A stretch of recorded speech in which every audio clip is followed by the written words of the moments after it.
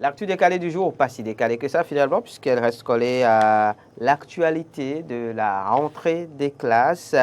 Rentrée des classes qui rime évidemment avec un certain nombre de choses au rôle desquelles les châtiments corporels. Puisqu'au Bénin, justement, les châtiments corporels, comme je le disais à l'entame de l'émission, restent une pratique assez répandue dans de nombreux établissements scolaires, malgré l'existence de lois interdisant la dite pratique. Et c'est pour comprendre donc la persistance de la pratique que nous nous proposons d'en parler au détour de l'actu décalé du jour. Le thème est donc le suivant, ainsi qui s'affiche à l'écran: persistance des châtiments corporels en milieu scolaire, comprendre les raisons, comprendre pourquoi pas le phénomène. Laurent Roland Tonekes m'a rejoint en plateau pour faire l'exercice. Cela ne se fera pas sans vous, évidemment. Vos avis nous intéressent par rapport au sujet. Donc, vous aurez la possibilité de nous appeler au 96 76 68 68 en temps opportun. Vous avez aussi la possibilité de réagir via le direct donc sur le méta sur Facebook pour ceux qui nous suivent donc via ce canal. Laurent Roland Tonekes, à nouveau bonjour. Oui, Ahmed Erikwa, merci. La rentrée, comme je le disais, la rentrée des classes qui rime aussi heureux ou malheureusement, ça dépend du camp dans lequel on se retrouve avec les châtiments corporels. Commençons déjà par peut-être expliquer aux uns aux autres ce qu'on entend par châtiment corporel. Enfin, ce que vous entendez par châtiment corporel, Laurent Roland. Je crois que pour aller terre à terre, c'est que le châtiment corporel, c'est le fait d'infliger les punitions, en tout cas les violences physiques sur l'enfant, bien évidemment. C'est ce qui s'entend par châtiment corporel. Le fait de taper un enfant, le fait c'est lui donner des coups, lui donner des coups sur les ongles ou dans la main, en tout cas. Évidemment, toute pratique qui vise à toucher le physique de l'enfant. Qui amène à faire recours à la force physique, justement, donc par une personne en position d'autorité. Pour discipliner l'enfant.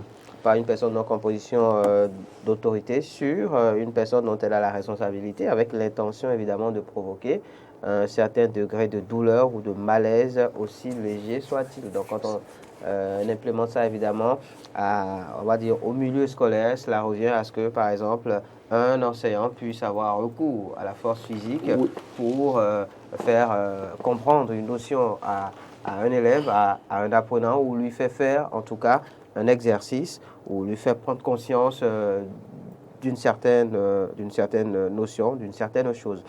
Alors justement, la dite pratique, Laurent Roland Tonekes, est-ce que vous la comprenez? Est-ce que vous la défendez ou pas? Malheureusement, c'est que nous, en notre temps, nous avons été... Bien sûr, nous l'avons subi. Nous l'avons subi. Et quand on fait peut-être le point par rapport à notre époque et par rapport à l'époque d'aujourd'hui, il y a bien des facteurs qui font qu'on peut interdire le châtiment corporel. Je m'explique. Vous et moi, je parie que vous avez commencé le CI peut-être à 7 ans comme beaucoup de personnes. Plus tôt, je pense. Bon, 6 ans. 5 ans. Mais aujourd'hui, des enfants commencent le CI déjà à 4 ans, 3 ans. Bien sûr. Bon. Non, 3 ans, c'est trop tôt. Je connais qui ont osé faire ça. J'en connais qui ont osé faire ça. Bon. Et donc, aujourd'hui, quand vous regardez la fragilité des enfants par rapport aux vieux barbus que nous étions à l'époque, parce que moi, je me rappelle... Enfin, que vous étiez à l'époque. Non, mais attention. Moi, je me rappelle quand j'étais au CM2, il y a des gens qui étaient dans ma classe qui avaient déjà 18 ans. Bien sûr, bien sûr. Et donc, qui parfois, peut-être, méritaient la chicotte pour se discipliner. Parce qu'ils se croyaient super-mis dans une certaine mesure. Ce qui fait que, malheureusement... Qui tenait tête peut-être parfois aux enseignants, c'est ça? Ce qui fait que, malheureusement, nous qui étions les plus jeunes, on subissait la chicotte aussi.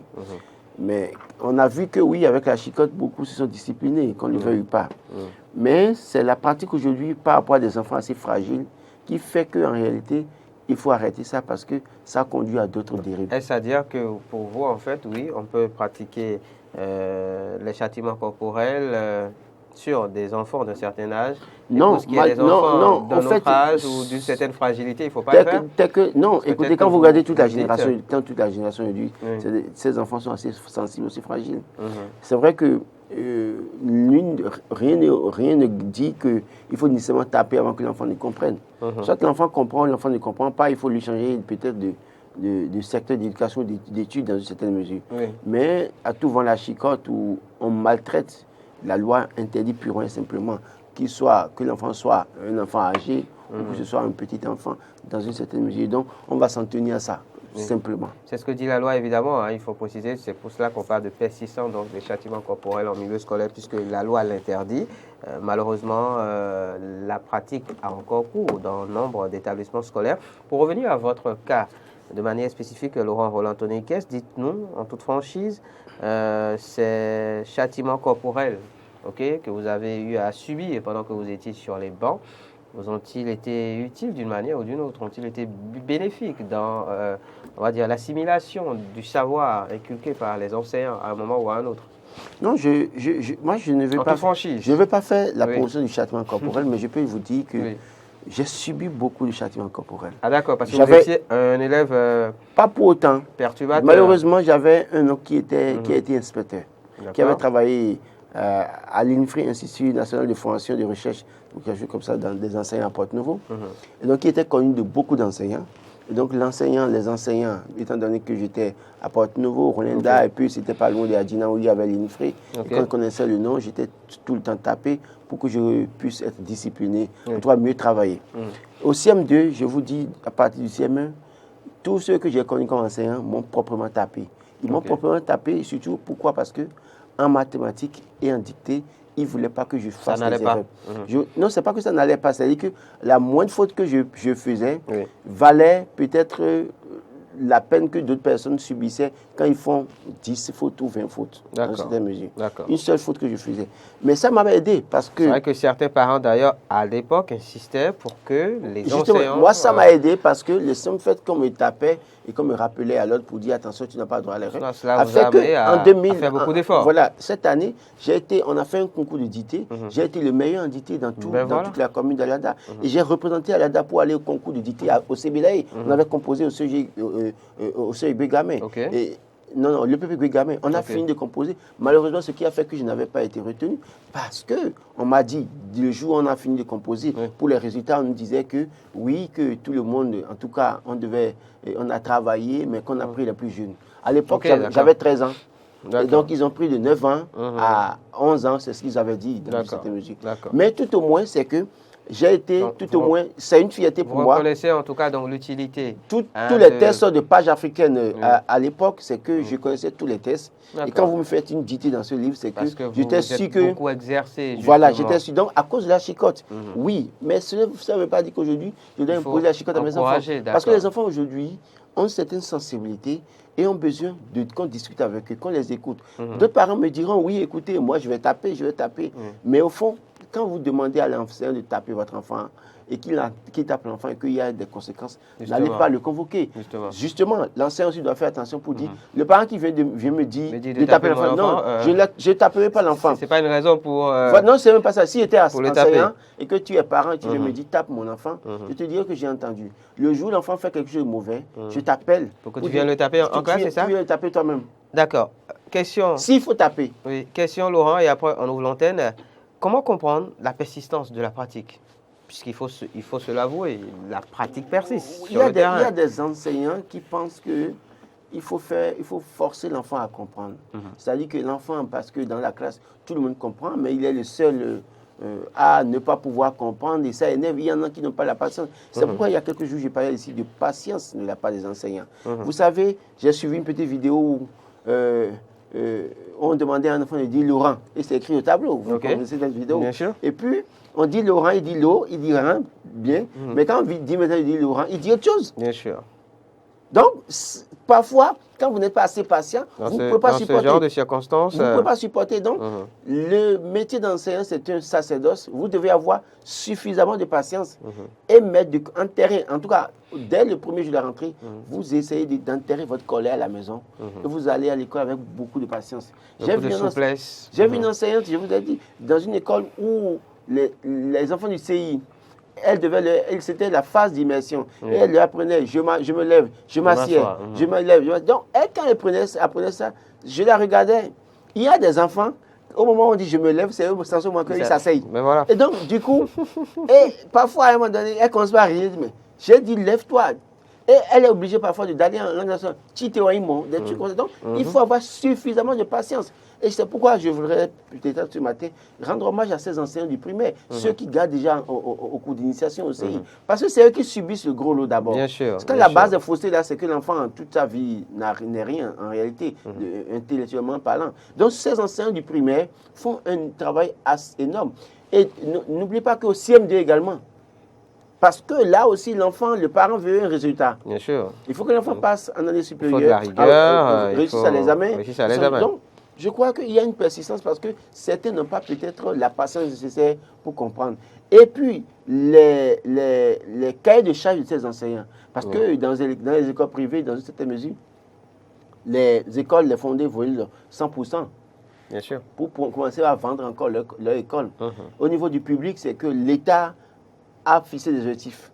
L'enseignant qui n'a pas un résultat raisonnable, en tout cas un pourcentage raisonnable à la fin de l'année, on sait comment ça se passe, il est déchargé, il est envoyé dans une autre localité. Il y a tellement de choses qui font que lui, il doit travailler fort. Donc, quand c'est comme ça et qu'il n'y a pas un suivi, un contrôle régulier, l'enseignant parfois profite de quelques failles pour utiliser la chicotte, parce qu'il veut amener l'enfant à comprendre. Et malheureusement, des résultats. Malheureusement, en faisant ça, il y a des enfants qui perdent la vie. Malheureusement, il y a des enfants qui deviennent malades. Je connais des enfants qui ont été tapés à l'école, mais qui sont devenus invalides jusqu'à aujourd'hui. J'en connais qui en sont morts malheureusement. Donc, il y a tellement de paramètres. Donc, par rapport à la persistance, je crois que c'est les résultats que ces enseignants veulent, qui les amènent à faire à continuer cette pratique. Mais au-delà de tout, je crois qu'il va falloir travailler à trouver une formule pour éviter ce genre de choses. On ouvre l'antenne, les appels au 96 76 68 68, 96 76 68 68 pour venir réagir par rapport au sujet relatif donc à la persistance des châtiments corporels en milieu scolaire. On tente de comprendre les raisons de cette persistance. Ce sera l'occasion pour vous aussi de venir peut-être nous dire si vous êtes pour ou contre les châtiments corporels en tant que parent d'élèves justement. Est-ce que vous encouragez par exemple les enseignants à pratiquer les châtiments corporels vis-à-vis de vos enfants ou pas? Comment réagiriez-vous, par exemple, si votre enfant rentre des cours et vous informe de ce qu'il a été tapé, par exemple, à l'école par son enseignant? C'est le 96 76 68 68 pour venir réagir donc par rapport à cette thématique. Je précise aussi que pour ceux qui suivent l'émission au travers du direct sur Facebook, sur le Meta, vous avez la possibilité aussi de réagir en commentaire. Donc la question, je vous la pose justement, Laurent, d'accord. On reçoit quelqu'un. Bonjour, bienvenue. Allô? Bonjour, monsieur. Oui, bonjour, monsieur. Bonjour. Merci de vous présenter. Je suis Laurent Gérard. Monsieur Gérard.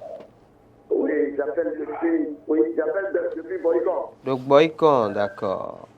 La rentrée a eu lieu à Boycon, j'espère.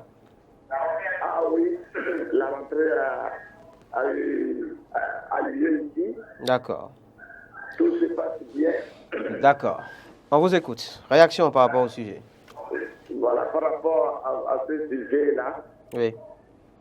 Je vous dis que, comment dire, mon enfant a été victime de ce châtiment corporel. D'accord. Le lundi passé. Waouh, déjà. Ok.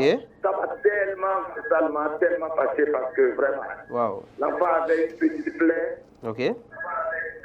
dans le dos et la maîtresse, sous prétexte que l'enfant est récalcitrant, l'a chicoté plusieurs fois dans le dos et le quartier est imbibé de sang. Waouh. Et comment avez-vous réagi? L'enfant était arrivé à la maison à 10h et j'ai constaté ça. D'accord. Quelle a été votre réaction? J'ai demandé à sa maman de l'amener, on peut aller la rencontrer. Ok. Oui, elle m'a dit que, en fait, que c'est la maîtresse d'une autre classe qui était venue constater. De passage. Comment dire, est-ce que l'enfant était trop récalcitrant? Elle a frappé. Oui, le résultat c'est ça. Et la plaie était du coup devenue béante. Oh là là. D'accord. Vraiment, bon, je me suis dit que les maîtres et les maîtresses se sont longtemps reposés. Et la reprise là, pour prendre les pas, il est un peu difficile de contenir très rapidement. La colère, évidemment, et tout ça. Et cette habitude qu'on constate chez les enfants, surtout de pays. Bien sûr. Donc vous avez laissé passer finalement. Les maîtresses n'ont pas encore repris, effectivement. Ils ont repris du corps, mais l'esprit n'est pas là. D'accord. Donc vous laissez passer, pour cette fois en tout cas. Bon, pour le moment, je reste passé seulement car la récidive. Oui. Malheureusement, vous venez de le dire, sur la place publique, ce n'est pas évident que ça passe comme ça. Merci, Monsieur Gérard. Merci pour les témoignages. Bonne suite de journée à vous. Salut à tout Boycon. Oui, je crois voilà un cas de parents dont l'enfant a été victime justement de la pratique. Alors, je voudrais rappeler peut-être que selon la loi, c'est que toute forme de châtiment corporel ou autre violence à l'encontre d'un enfant pris en charge pour soins est interdite sous peine de sanction pénale. Bien sûr. Bonjour, bienvenue. Oui, bonjour, comment allez-vous? Très bien, monsieur. Bonjour, monsieur. Et vous? Oui, je regarde. Merci de vous présenter. C'est Théophile Yoto. Monsieur? Théophile Yoto. Théophile Yoto, qui vous nous appelle de... Atadie, d'accord. Okay, pas loin d'ici. Oui, on vous écoute. Oui. Ok, c'est juste pour commencer sur le sujet. Ok. Veuillez diminuer le volume de votre poste téléviseur, pardon. Ok. Vous voyez, est-ce qu'il y a un enfant aujourd'hui qui soit différent d'un enfant d'hier? Ok. Pour moi, non. Et si cela existait, ça nous obligeait, nous autres, à notre temps, de pouvoir persister, de pouvoir donner le meilleur de nous-mêmes. Oui. Aujourd'hui, quand vous regardez même dans les maisons, les enfants même sont tellement pourris qu'ils ne peuvent pas parler de la vie. Ils sont laissés à eux et on pense que c'est une manière de les aimer. Est-ce qu'hier, nos parents ne nous aimaient pas? Je me pose toujours cette question pour ceux-là qui pensent que ceci n'est pas la bienvenue. Pour moi, c'est juste une coutume d'un autre milieu qu'on est en train de nous inculquer et on pense que c'est bon pour nous ici. Ce n'est pas bien. D'accord. Donc pour vous, on ne devrait pas interdire les châtiments corporels en milieu scolaire. Le terme que vous employez là n'est pas le bienvenu. Ok. Pour moi. Vous dites un châtiment corporel. Ce n'est pas un châtiment corporel. D'accord. Qu'est-ce que c'est alors? Celui-là qui m'a précisé là. Oui. On a dit que son enfant est récalcitrant, n'est-ce pas? Si l'enfant est récalcitrant. Donc il a été chicoté. Il est récalcitrant, est-ce que c'est la faute de la maîtresse? Justement, non. Vous voyez un peu, comment on appelle, souvent il y a des enfants, même vous-même à votre temps, vous voyez, il y a des enfants quand même dans les classes qui perdent complètement les classes et quand même vous allez chez eux, là, vous voyez que c'est comme ça même à la maison, la nuit, là. Oui. Ils mêlent avec tout et de rien. Donc ce n'est pas pour dire que c'est un châtiment corporel, non. Ok. Quand même, à un niveau donné, quoi qu'en soit, vous-même, là où vous êtes, par exemple, dans votre service, à un moment donné, c'est vu que c'est l'âge qui interdit, mais lorsque ça arrive à une faute, on va punir. C'est pourquoi on refuse à ce que ça se fasse. Quelle est la punition qu'on va utiliser aujourd'hui aux enfants? Ces enfants m'ont parlé, ils disent non. Aujourd'hui, vous voyez même un enseignant, il passe, son élève ou son écolier, il soulève la main. Il me lève la main pour le saluer. Ah, monsieur, maîtresse, bonjour. C'est quelle manière ça? Donc, comment réagiriez-vous, monsieur Théophile?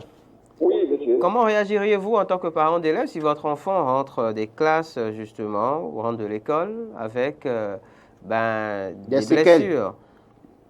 Avec une blessure, avec par des exemple, séquelles, issue de ce genre de pratique. Doigts qui sont, en tout cas... En fait, il y a des choses qui ne sont pas comparables. Oui. Corriger un enfant est différent de blesser un enfant. Oui, mais quand on prend le cas évoqué tout à l'heure par M. Gérard de Boycon, son enfant qui est rentré donc le premier jour de la rentrée en plus, avec son kaki ensanglanté, comment réagir face à ce genre de situation? Oui, c'est ça que je de vous dire. Corriger un enfant est différent de blesser un enfant. D'accord, on vous aura compris. Mais est-ce que justement ce n'est pas le fait de se permettre de corriger qui amène parfois à exagérer et donc à blesser? Non. Du coup, est-ce qu'il ne faut pas corriger le mal? Quelqu'un qui a de la pédagogie, D'accord. Et que d'abord, les enseignants, c'est des éducateurs. Ils savent quand même, c'est-à-dire à l'équivalent d'un enfant, quelle est quand même la correction qu'il faut lui donner. On vous aura compris, monsieur Théophile Yoto. Merci beaucoup. Monsieur Théophile, merci. Salut à tous ceux qui nous suivent à Tadjet et agréable journée à vous. Je crois que dans une certaine mesure, parlant de châtiment, oui, il faut peut-être sanctionner, punir son enfant. Mais est-ce que cela vaut le coup qu'on laisse l'enseignant taper l'enfant à tout vent à l'école? Je crois que c'est en permettant à l'enseignant de taper justement qu'après on assiste à des situations déplorables. Bonjour, bienvenue, monsieur, madame. Oui, bonjour. Comment allez-vous, monsieur Michel? Monsieur Michel. Monsieur Michel Anissé de Lokossa, on vous écoute. Voilà, merci, mon ami. C'est pour vous supporter. Merci beaucoup, monsieur Michel. D'accord. D'accord, on vous aura compris, merci beaucoup. Un mot par rapport au châtiment corporel. Je vous suis, merci. Toïnse vous salue aussi. C'est pas Toïnse, c'est Toninques. C'est Toninques qu'il dit? D'accord. Monsieur Michel. Monsieur Michel. Il est parti, d'accord. 96, 76, 68, 68, 96, 76, 68, 68, oui, Laurent. Alors, je crois que je vais peut-être rappeler aussi un aspect, puisque la Bible, quand vous lisez Proverbe 23, il est bien écrit, pardon. N'hésite pas à punir ton enfant, quelques bonnes corrections ne le tueront pas. En le frappant, tu peux au contraire le préserver du monde des morts. D'accord. Bonjour. Dans une certaine mesure. Bonjour. Oui, c'est Innocent de Porto-Novo, bonjour. Monsieur Innocent Nyansounou. Oui. De Porto-Novo. Oui. On vous écoute. Pour moi, le châtiment corporel là, est-ce qu'on peut appeler ça châtiment corporel? Non. Essayez de discipliner l'enfant. Ok. Oui.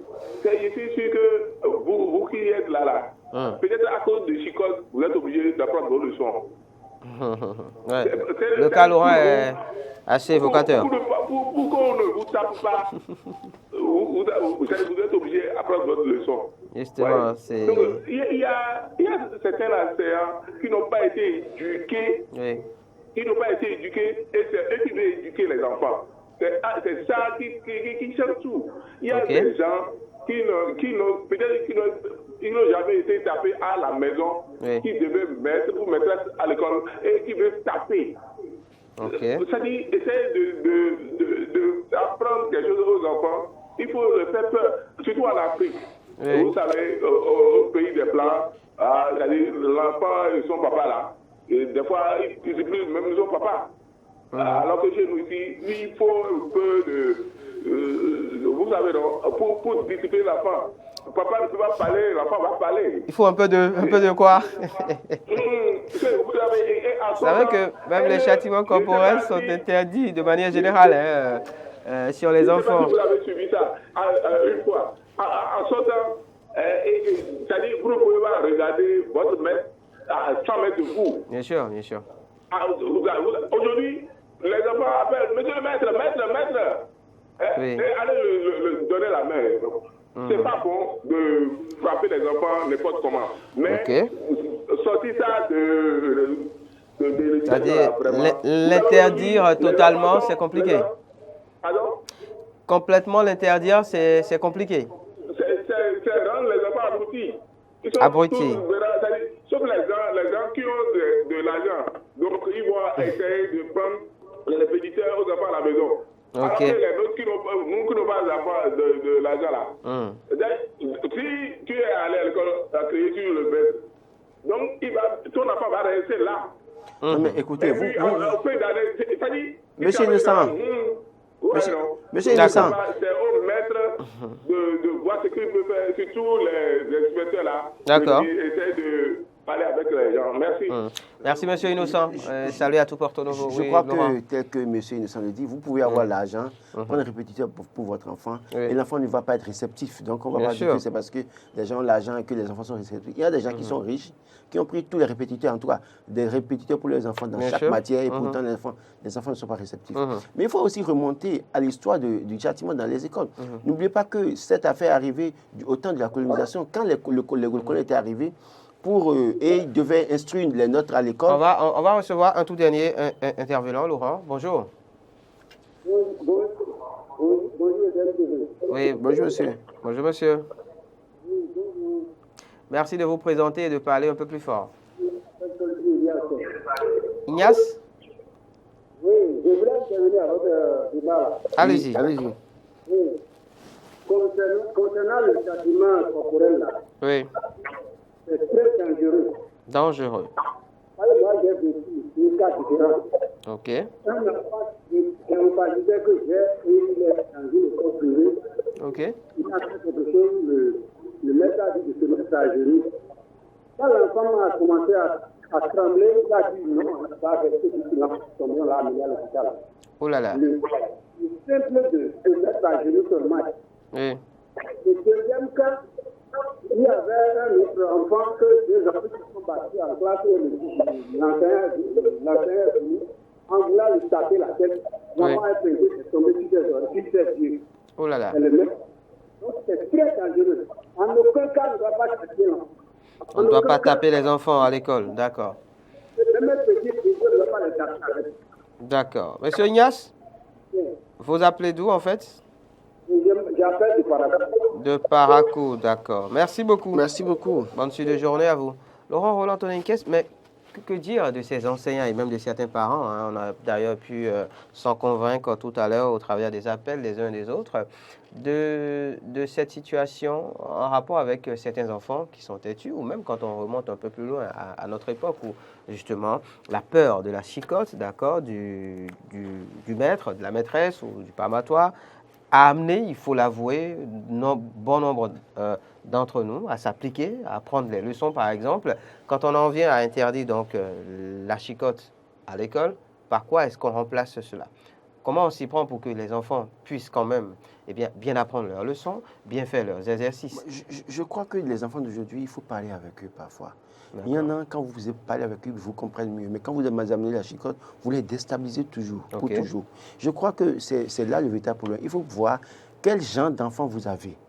C'est-à-dire, chaque enfant avec... Justement, on vous dira qu'il y a certains enfants qui ne fonctionnent Écoutez, qu'à la vous allez chicotte, le taper, qui ne vous allez le comprennent taper, que vous allez le le langage taper, de la chicotte. vous allez le taper, il va reprendre les mêmes erreurs. Je crois que moi, j'ai vécu un cas comme ça. Mon fils qui, en réalité, quand vous le tapez pour une erreur, au lieu d'échanger avec lui, vous le tapez, il vous dit, OK, vous l'avez tapé, mais il reprend. Donc, il aime la chicotte? Non, pas il aime la chicotte. Mais quand vous lui faites comprendre que ce qu'il a fait, c'est mauvais, et qu'il se remet en cause, il assimile mieux, en fait. Il assimile mieux. Mais le taper, c'est-à-dire que vous allez tout le temps le taper, ça ne changera pas. D'accord. Pour finir, je crois que les enseignants feraient mieux d'éviter d'utiliser la chicotte. D'accord. Si un enfant n'est pas réceptif, essayez de produire les résultats, informer ses parents. D'accord. Le parent peut taper son enfant à la maison. Il faut préciser que même à la maison, c'est interdit. C'est interdit. Mais il ne faut pas qu'un enseignant, un parent vienne vous dire, il faut le taper. Taper mon enfant. Correctement pour qu'il assimile. Demain, c'est vous qui répondez. Et je crois que c'est une infraction pénale. Il faut que les gens comprennent suffisamment qu'une fois que la loi interdit et en cas pour dire ne tapez pas, il ne faut pas taper, que ce soit enseignant, que ce soit parent, faites attention. Le parent peut taper, il y a des parents qui ont tapé tout récemment, qui sont retrouvés en prison. Donc je crois que quand on dit c'est interdit, quand la loi interdit quelque chose, il n'y a pas de débat autour. Il faut que force reste à la loi. Merci Laurent Roland Tonenquez, top et fin de l'actu décalé de ce jour, consacré donc à la thématique persistance des châtiments corporels en milieu scolaire, comprendre les raisons. Merci à chacun et à tous de l'avoir suivi. Merci à tous ceux qui sont intervenus. Merci à ceux qui ont tenté d'avoir la ligne et qui ne l'ont pas eu. C'était Matin Eden de ce jour sur Eden TV. Bonne suite de journée à chacun et à tous.